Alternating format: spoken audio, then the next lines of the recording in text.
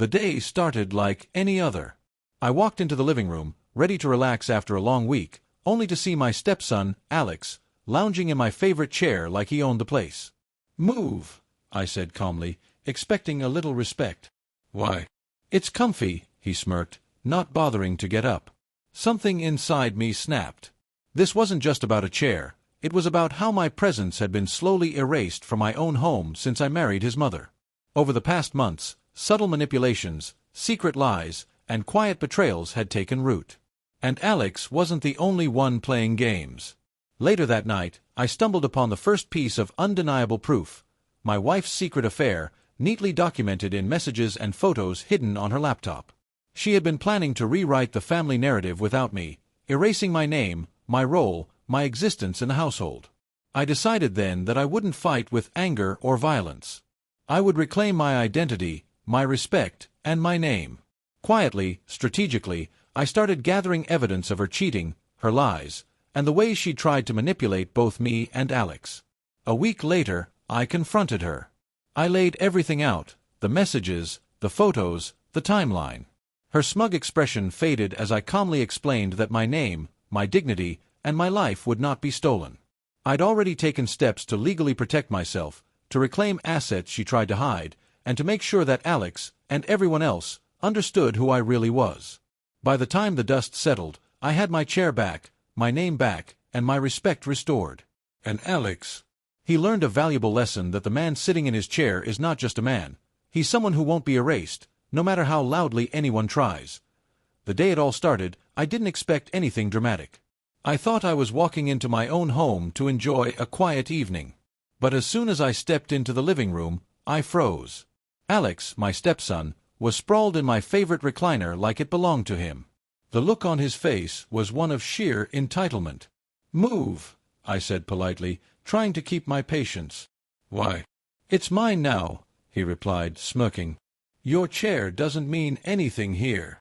I felt a cold jolt run through me. This wasn't just about a chair. Over the past months, I had noticed the subtle ways I was being pushed out: little digs, snide comments, and the sense that my wife and stepson had formed a silent alliance, quietly erasing me from my own life. I walked past him without a word, my mind racing. Something was off in my marriage. The way she looked at me recently, the secretive glances, the hidden phone calls, it all pointed to something I didn't want to believe. Later that night, while she was in the kitchen, I noticed her laptop left open on the counter. Curiosity, mixed with an uneasy feeling, pushed me to take a peek. What I found made my stomach turn. There were hundreds of messages, intimate, secretive, undeniable, between her and another man. Photos, texts, even video messages that left no room for interpretation. She had been cheating on me for months, carefully plotting to rewrite the family story, to erase me from our home. And Alex? He was more involved than I realized, acting out as if my role didn't matter. Anger surged, but I didn't act immediately. I knew that rash decisions would only give her the upper hand. So I stayed calm, strategizing. My revenge wouldn't be loud. It would be precise, calculated, and irreversible. Over the next few days, I gathered everything: screenshots, messages, videos, financial documents she had tried to hide, even evidence of manipulations involving Alex. I documented everything meticulously. Then came the confrontation. I invited her to sit in the living room, the same one where she had tried to make me invisible. She looked at me, expecting confusion, fear, maybe even denial. Instead, I laid it all out. The evidence. The timeline. Every lie, every betrayal. Her smirk faded. Panic flashed across her face, but I stayed calm. "You thought you could erase me," I said quietly. "You thought you could take my name, my home, my life, and no one would notice. But I'm still here." Alex watched from the doorway, guilt beginning to creep into his features. I could see it, the realization that his childish antics and blind loyalty had contributed to a storm he didn't understand. I had already taken steps to protect myself legally. My assets were secured, my name restored, and the plan I had set in motion ensured she couldn't erase me, no matter what manipulation she tried. By the end of the week, the house felt different. My chair, once claimed by Alex, was mine again.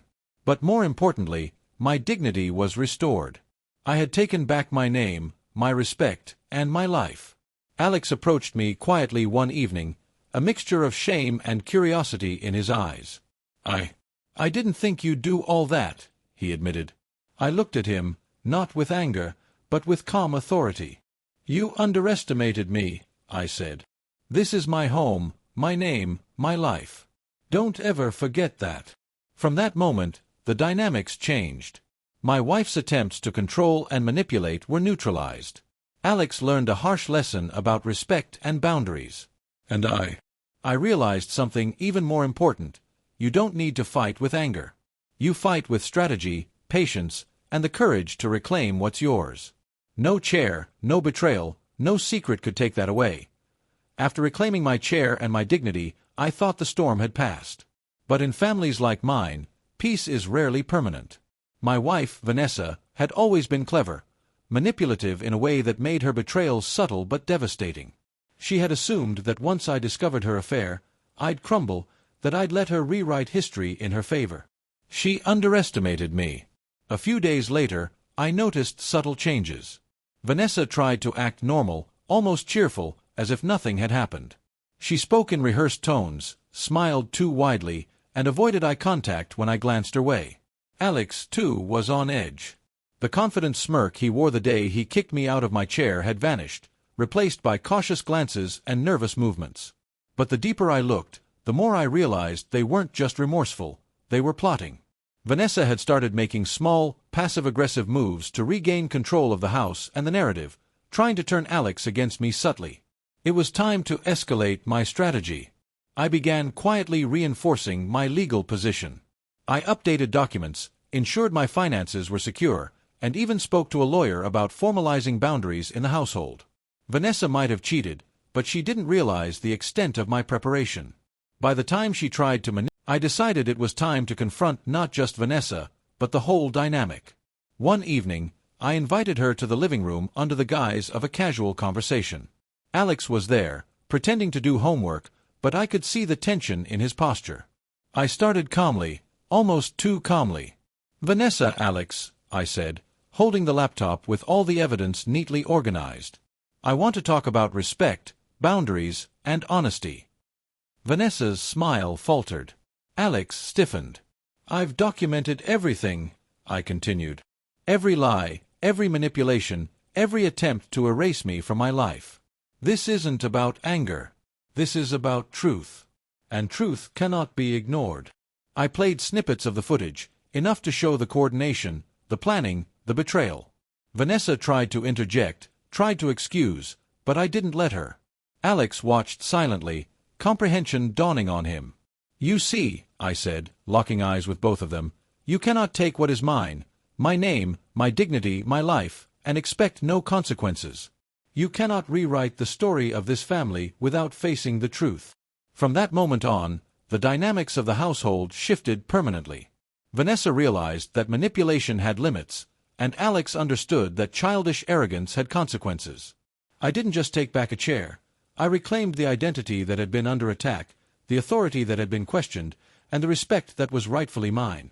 Days later, sitting in my chair, sipping coffee as the morning sun spilled into the living room, I felt a profound sense of victory. Not the kind born from anger, but the kind born from strategy, patience, and resilience. I had survived betrayal, I had exposed lies, and I had restored balance to my life. And as I looked at Alex, now quietly reading in the corner, I realized the most important lesson had been learned, not through shouting or punishment, but through undeniable truth. After reclaiming my chair and asserting my authority, I thought the house would finally settle into some semblance of normalcy. But I was wrong. Vanessa, my wife, had always been cunning, and betrayal like hers doesn't simply vanish. It festers, waiting for opportunity. The following week, I began noticing small, irritating behaviors, subtle digs, offhand comments, things meant to provoke me. Vanessa would forget to inform me about dinner plans or gatherings, intentionally misplace important documents, and even whisper instructions to Alex when she thought I wasn't paying attention. It was as if they were trying to rewrite the household hierarchy without me. I realized that reclaiming my chair was only the beginning. This was about restoring my presence in every corner of the home, my authority, and my legacy. And if they wanted a war, I was prepared to fight smart, not loud. Phase 1. Gathering evidence. I became meticulous. Every late-night conversation, every suspicious text, every financial maneuver Vanessa made was quietly documented. I created a digital archive of her infidelity and manipulations, not out of spite, but as insurance. Alex, now more cautious than ever, started testing me in subtle ways, moving things in the house, speaking over me in conversations, ignoring my directives. I didn't react with anger. I observed. Every action told me what he valued, how he thought, and how easily he could be influenced. Then came a breakthrough. I overheard Vanessa planning a weekend getaway with her lover, leaving Alex in charge of the house. It was a clear attempt to sideline me and assert dominance. But instead of confronting her immediately, I stayed calm, pretending to be oblivious. Phase 2. Strategic confrontation. The weekend arrived. Vanessa left, brimming with confidence, assuming the house, and me, was hers for the taking. Alex immediately began acting out, trying to assert his control.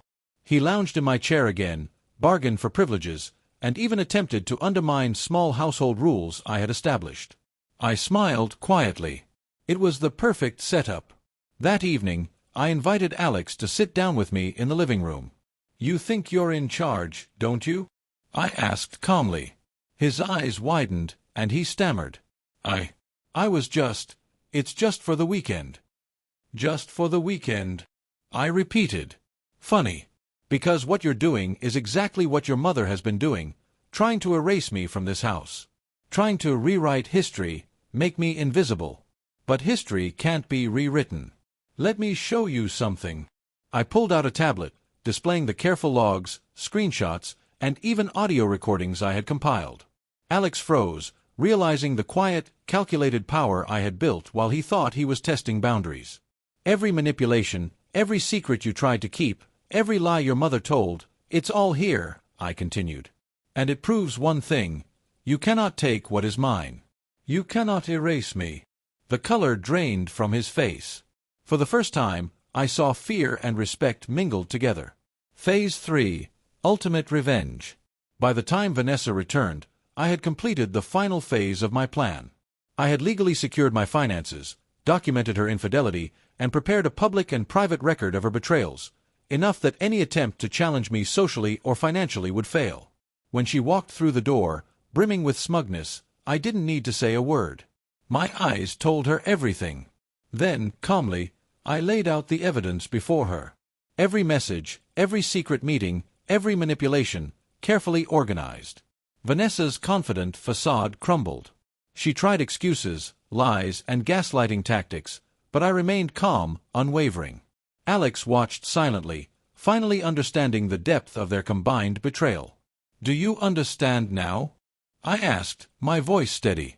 "You thought you could erase me, my name, my identity, my life. You thought I wouldn't fight. But I did. And I won." The house fell silent. For the first time, Vanessa and Alex realized that I was no longer just a man in a chair. I was the one holding the truth, the power, and the authority. Aftermath. The dynamic of the household changed permanently. Vanessa's arrogance evaporated, replaced by a grudging acknowledgement of my presence. Alex stopped testing me, finally grasping that childish defiance has consequences. I didn't just reclaim a chair, I reclaimed my identity, my family's respect, and my home. Weeks later, sitting in my chair, drinking coffee as the morning sun streamed through the windows, I reflected on everything that had happened. This story wasn't about vengeance alone, it was about strategy, patience, and reclaiming what was rightfully mine. I realized something important. Life doesn't just hand you back respect and dignity. One evening, while reviewing the evidence I had carefully compiled, I noticed something strange. Alex had deleted a few messages from his phone, but I had backups. What's more, I discovered that Vanessa had been siphoning money from joint accounts and funneling it into a secret offshore account. My heart sank. She wasn't just erasing me emotionally, she was trying to erase me financially as well. This time, my revenge had to be total, undeniable, and unassailable. Phase 4. The strategic trap. I decided to turn the house into a chessboard. Every interaction, every subtle move, every small act of defiance from Alex or Vanessa became part of my plan. I let them believe they were still in control, that I was too passive, too quiet to act. Then came the weekend, a critical moment. Vanessa had planned another getaway, leaving Alex in charge. This time, I didn't confront him immediately. Instead, I staged a series of small tests to expose their alliance and reveal the extent of their scheming. I left strategically placed documents suggesting I had discovered Vanessa's financial manipulations. I accidentally left my tablet open, showing a draft of a legal claim that would expose the affair publicly if necessary. I monitored their responses, carefully noting their reactions, their whispered conversations, and the subtle ways they tried to adjust their behavior. By the evening, the trap was set. Alex, thinking he could outsmart me, lounged in my chair again. Vanessa called to check in, smugly asking if I had been reasonable with him. I smiled to myself. The moment had arrived. Phase 5. The Confrontation. I called both Vanessa and Alex into the living room. The lights were dim, the atmosphere tense. I held up my tablet, displaying screenshots, recordings, and financial evidence. "You thought you could erase me," I said calmly, my voice steady but carrying a quiet intensity. "You thought you could take my name, my home, my money, and even my stepson's loyalty without consequence. But the truth cannot be hidden forever." Vanessa's face paled. Alex's eyes widened. I played carefully chosen snippets. Alex coaching his mother on how to avoid detection, Vanessa transferring funds in secret, messages showing collusion and manipulation. Each revelation hit like a hammer. "Do you see now?" I continued. "This house, this family, this life, they are not yours to rewrite. You cannot erase me, and you cannot erase the truth." For the first time, both mother and son were silent, stripped of arrogance, stripped of lies. Alex looked ashamed, finally realizing that his attempts to mimic his mother's manipulation had backfired spectacularly. Vanessa's anger simmered beneath the surface, but even she knew the power balance had shifted irreversibly. Phase 6. Reclaiming everything. The next week, I took steps to legally secure my position. The secret accounts Vanessa had been using were frozen through legal action. All evidence of her betrayal was safely documented, protecting me from future attempts to twist the story. I ensured Alex understood the consequences of his actions, setting clear boundaries for the household. By the time I sat back in my chair again, sipping my morning coffee, I felt a sense of triumph, not born from malice, but from precision, patience, and strategic planning.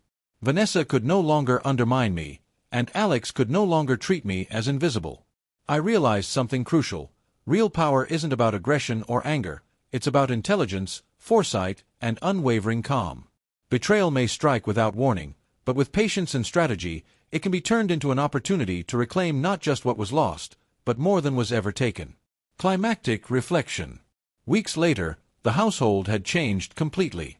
Vanessa kept her distance, her manipulative tactics neutralized. Alex treated me with a mixture of caution and respect. And me. I had learned the ultimate truth. You cannot control others, but you can control yourself, and in doing so, you reclaim everything they tried to take from you. Sitting in my chair, in the heart of the house they tried to rewrite, I felt the weight of victory, not loud or vengeful, but deep, calm, and absolute. This was my home, my name, my life. No one could take that away, not a stepson, not a cheating spouse, not anyone. And as the sunlight streamed through the windows, I smiled. For the first time in months, I felt untouchable.